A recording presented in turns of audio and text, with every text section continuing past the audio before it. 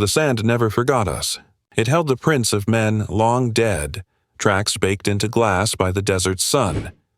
We were half buried in that heat, backs pressed to dunes that felt like breathing creatures. The air shimmered. Mirage light bent rifles into ghosts.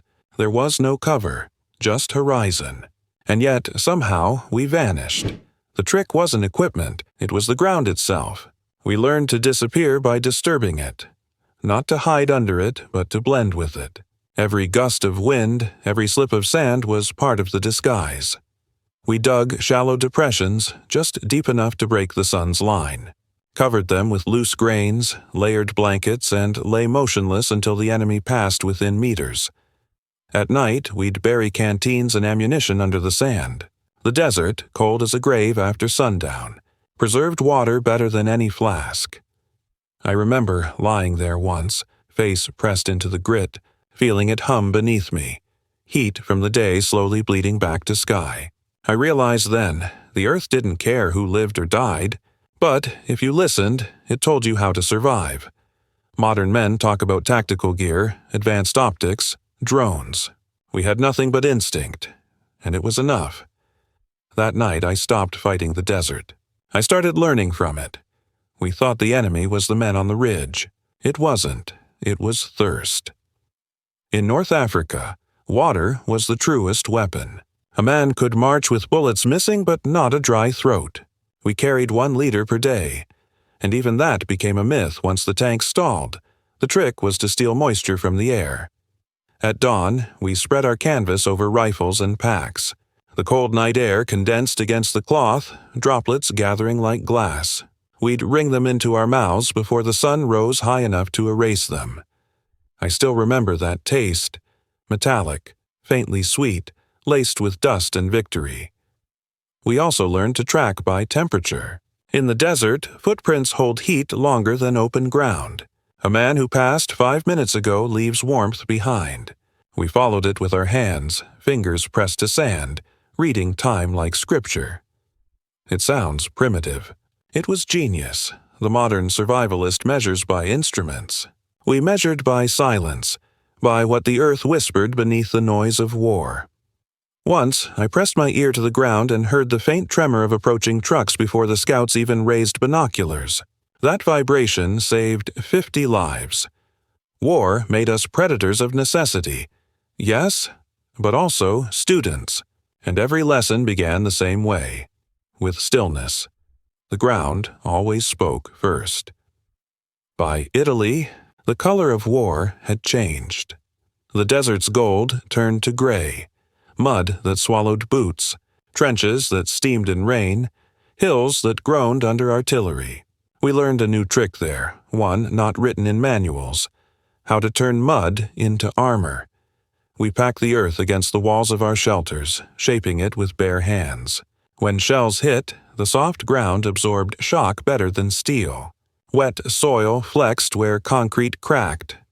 At night, we coated our uniforms in it, a film of filth that muffled sound, softened movement, and turned men into part of the hillside. Mud hid scent, too. The enemy's dogs couldn't track us through it. We called it the poor man's camouflage. Once, during a week-long siege, we dug down instead of out. Found a pocket of old clay beneath the trench, cool, damp, untouched. We used it to seal gaps, keep heat, even repair canteens by molding and firing the clay in our cook fires. It was filth and salvation all at once. I remember staring at my hands, coated to the wrist, thinking how strange it was that survival made us sculptors. Not of beauty, but of endurance. Modern survivalists paint their faces, build shelters with plastic sheets. We built with the very thing trying to kill us. We didn't fight the mud, we became it. In the Apennine woods, we learned to move as the trees did, quietly. Without question, our unit had been separated from supply. Food was gone, signal lost. But there was one trick that kept us alive: the forest itself. We discovered that pine needles, when boiled, made a bitter tea rich enough to keep scurvy away. Resin sealed wounds better than bandages. Sap on cloth burned slow and steady, invisible to distant eyes. We built fires beneath roots. Smokeless pits, we called them. Dig deep, feed dry twigs, cap with soil. The flame breathed through narrow channels and released no smoke. Even standing over it, you couldn't tell it was there. That trick came from the old partisans, farmers turned ghosts of the woods. They'd survived winters the army never planned for. Once I met a man who said, "Fire is for warmth. Smoke is for death." He was right. We stopped using smoke. We started using the wind, cooked when it blew strong enough to carry scent away. You learn humility when you depend on trees. They outlast the guns, outlive the wars. We didn't own the forest, we borrowed it, one breath at a time. The Eastern Front was the end of comfort, cold, sharper than thought, snow so deep it erased footprints before you made them. We'd lost tents, rations, almost everything. Yet somehow we survived. The trick wasn't fire, it was circulation. We learned to keep moving, small motions, continuous. Wiggle toes, clench fingers, shift weight. Never stop blood from arguing with the cold. We also learned to sleep in pairs, sharing heat under snow-dug shelters. Snow insulates. It traps breath, softens air. We carved out burrows, lined them with straw and rags. The temperature inside stayed above freezing, even when the wind outside turned trees to crystal. But the cleverest trick came from desperation, heating stones by day, wrapping them in rags, carrying them under our coats. Pocket suns, we called them. Every step was a defiance of extinction.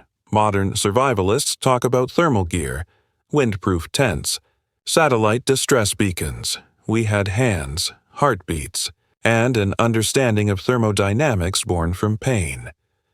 I still remember waking one morning, frost on my eyelashes, pulse slow but steady. I smiled. I wasn't warm, but I wasn't dead.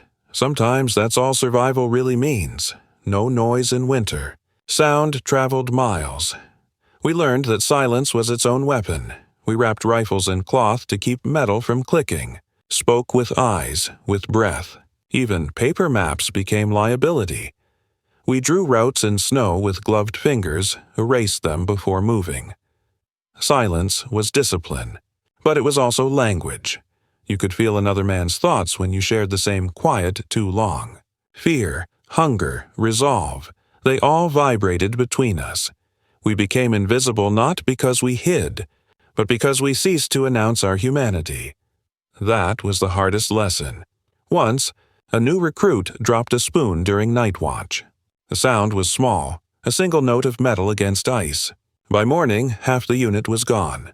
Artillery followed that sound like a curse. We buried spoons after that.